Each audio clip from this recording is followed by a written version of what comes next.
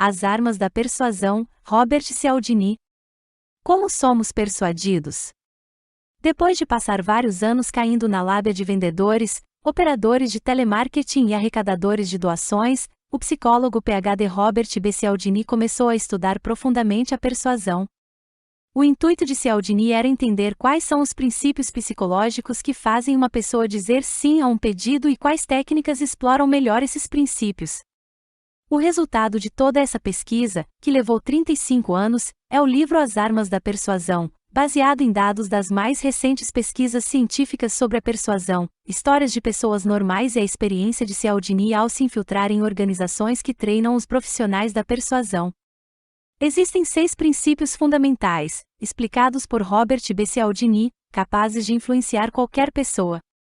Se você quiser aprender estes 6 princípios para entender como influenciar pessoas, ao mesmo tempo em que aprende como se defender de pessoas manipuladoras, o resumo do livro As Armas da Persuasão é para você.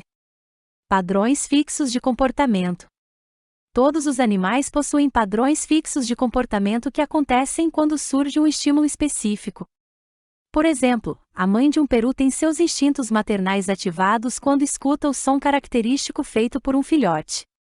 Quando um filhote falha em emitir o som característico, corre o risco de ser ignorado pela mãe ou até morto. Por outro lado, quando outro animal ou objeto inanimado reproduz o mesmo som, a mamãe peru é capaz de reconhecer o som e dar carinho maternal para o objeto ou animal. Essa reação é automática. Nós, seres humanos, também temos nossos padrões fixos de comportamento. Na maioria das vezes eles funcionam bem, simplificando as nossas vidas. Mas, às vezes, podem ser usados para nos enganar. As armas da persuasão são reações automáticas, atalhos psicológicos, que nós usamos para tomar decisões quando não sabemos tudo sobre determinada coisa.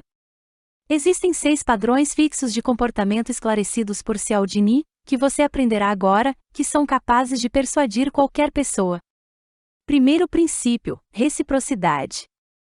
O ser humano sempre paga com gratidão aquilo que é lhe dado por outras pessoas. Ao mesmo tempo, tendemos a não gostar daqueles que não demonstram reciprocidade para conosco.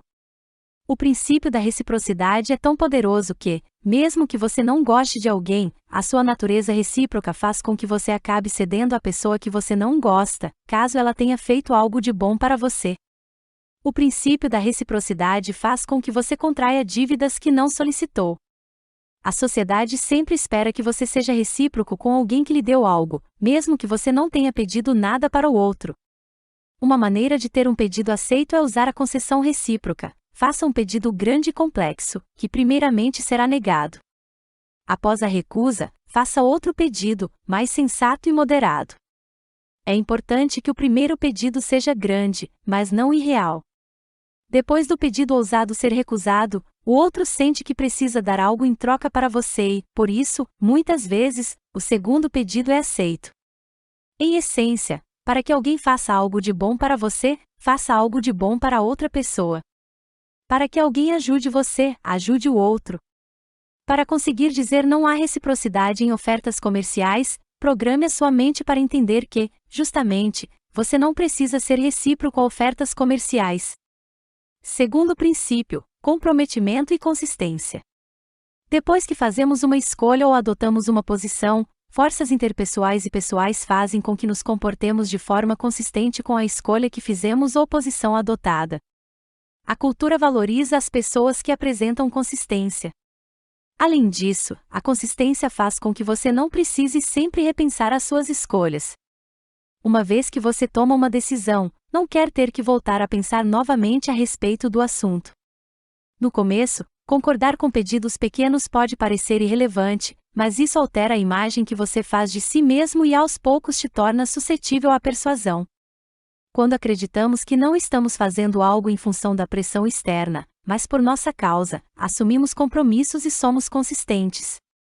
Para não se tornar vítima da própria consistência, faça-se uma pergunta: eu faria essa mesma escolha de novo? Responda a pergunta ignorando aquilo que você tenha feito ou falado anteriormente e também as informações que a pessoa que está tentando te persuadir conseguiu capturar no passado. Se a sua resposta for não, apenas diga não e siga em frente, sem criar razões para dizer sim e ser consistente. Terceiro princípio: aprovação social. Quando presenciamos outras pessoas adotando um comportamento, tendemos a aceitá-lo como sendo mais correto. Quanto mais pessoas realizam um determinado comportamento, mais correto ele nos parece e mais nos sentimos deslocados por não adotarmos tal comportamento. O fato é que o ser humano usa o comportamento dos outros para definir qual é o melhor comportamento para si mesmo. Se você está numa rua com 2 restaurantes, sendo que um deles apresenta uma fila de espera e o outro está vazio, em qual você decide ir almoçar? A tendência é que você escolha o restaurante que tem fila de espera porque se todos estão indo lá, realmente deve ser um bom restaurante. Este é o efeito da aprovação social em ação. Portanto, se você quiser influenciar alguém para fazer algo, mostre para o outro, de alguma forma, que várias pessoas também estão fazendo aquilo. Para se blindar contra a aprovação social, entenda que, muitas vezes, ela é falsa, como as risadas de um programa de auditório. Em outros momentos, tenha clareza de que a aprovação social é uma bola de neve. Quanto mais pessoas fazem alguma coisa, mais os outros fazem aquilo e mais a bola de neve aumenta. Este efeito acontece quando ninguém sabe nada sobre o que está ocorrendo, mas todos agem como se os demais soubessem.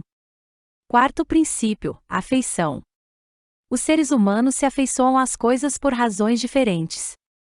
Uma delas é a afeição pela atratividade física. Quando você percebe outra pessoa como alguém atraente, o seu cérebro filtra a maneira como você enxerga aquela pessoa. O cérebro não quer aceitar que você julga as pessoas pelas aparências, mas na realidade isso acontece o tempo inteiro. A afeição também surge através da similaridade. Nós gostamos daqueles que se parecem conosco. Além disso, a afeição também surge através dos elogios e cumprimentos.